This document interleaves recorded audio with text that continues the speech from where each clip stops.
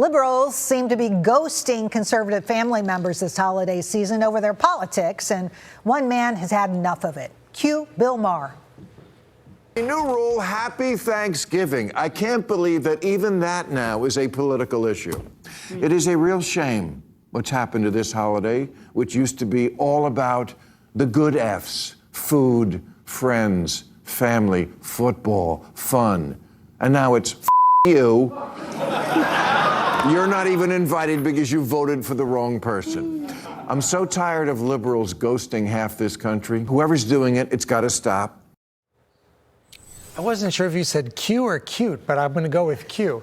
A new Fox News poll asks, are you open to spending the holidays with those you disagree with politically? 86% of Republicans say yes, while only 68% of Democrats say they would. The Republicans have the more open mind. I just want you to note That's that. right. Joining us now is former Michigan gubernatorial candidate Tudor Dixon and podcast host CJ Pearson. Welcome both. Tudor, I'll start with you. I got to tell you, I'm a little anxious about the holiday. I know I'm going to get to that table and political topics might come up, and I'm in the distinct minority as a conservative. Just eat. But they will come up. I mean, absolutely will come up, because this is where we are as a society. I have people in my family who don't speak. I think people across the country have extended family members that they know that are not speaking. I even know a woman whose daughter is pregnant, and she's like, I just don't know that I'll ever meet the baby. Folks, politics is not this valuable. You should definitely spend time with your family and be like the Republicans. Throw it all to the side for the family fun and festivities, and have a happy Thanksgiving with your family. CJ, we know that this is not a new topic. You've always heard over the years, don't bring politics or religion to the Thanksgiving table. What's different this year in your mind? You know, I think it's absolutely crazy, but again, this is on par for the left and the Democrat Party. They claim to be the party of tolerance, but they're intolerant of anyone who doesn't echo their political beliefs. And I think it's just downright sad, to be quite frank with you. Thanksgiving is a moment for family, and I will echo to your sentiments here. Politics just is not that consequential or that big of a deal to shun folks just because they decide to vote for someone that you didn't. Honestly, what we should be celebrating is the fact that President Trump is making Thanksgiving dinner a lot more affordable than it was under President Joe Biden. A lot more affordable, and, you know, come on. I love Thanksgiving. It's a great thing. Let's get to this. A new scandal rocking Chicago public schools for blowing millions of dollars on luxury travel for teachers. $14.5 million were spent on travel in just 2 years. $7.7 million spent in 2024 alone. That's a 2,467% increase from 2021. This ridiculous spending comes as kids fall further and further behind in grades 3 to 8. Only 30.5% are proficient in reading and 18.3% in math. Tudor, when you think about this, as a candidate running for office, we look at all these things that are out there with the government spending and the Democratic spending, and we look at all this crazy spending. At what point do we start to reel things in, wind things down, and start to run it like a business? Because in a business, you wouldn't be able to spend that kind of money.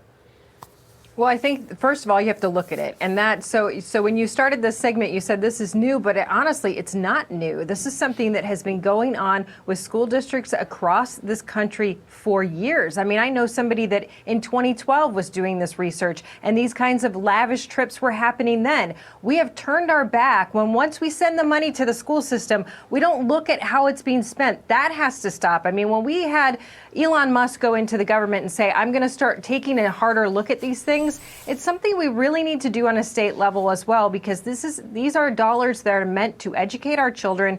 You look at Chicago, they are very low on the reading scale. You look at the state of Michigan, where I am, we are 44th in the nation. These things cannot be ignored.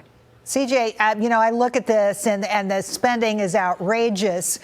But I think what we need to be doing is taking a look at these teachers. Sure, there are some great ones. They're really influencing students in a good way, but there are others that are not. Shouldn't we be going in and promoting those good teachers and getting rid of the rest?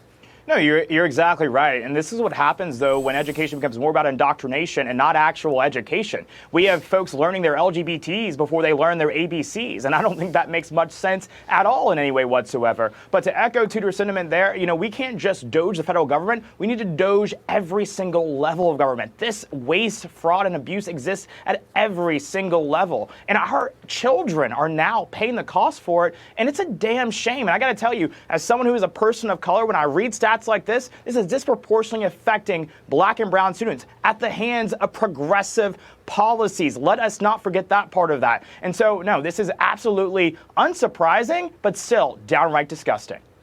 Let's end on this. Last week, we saw the kumbaya between Mamdani and President Trump in the White House, but he's now back on his Trump is a fascist soapbox. Watch this.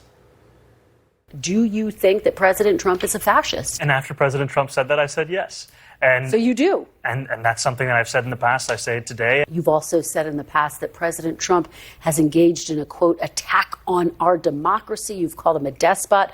Do you still believe President Trump is a threat to the democracy? Everything that I've said in the past, I continue to believe. And when you look at this, what do you make of this? Tudor, we'll start with you here. Well, he went into the Oval Office. He certainly wasn't expecting Donald Trump to play him like a fiddle, and he got to show him off, have him stand behind the behind the desk in the Oval Office and make him look like he was a partner. That did not go over well with Mamdani supporters. He's now trying to save face. So he's trying to go on every show and say, no, I still am who I am.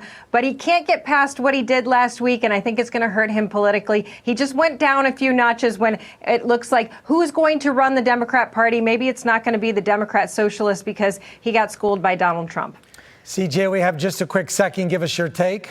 I'll keep it short for you. If only he was man enough to say that to the president's face last week, but he wasn't. That says a lot more about him than it does about President Trump.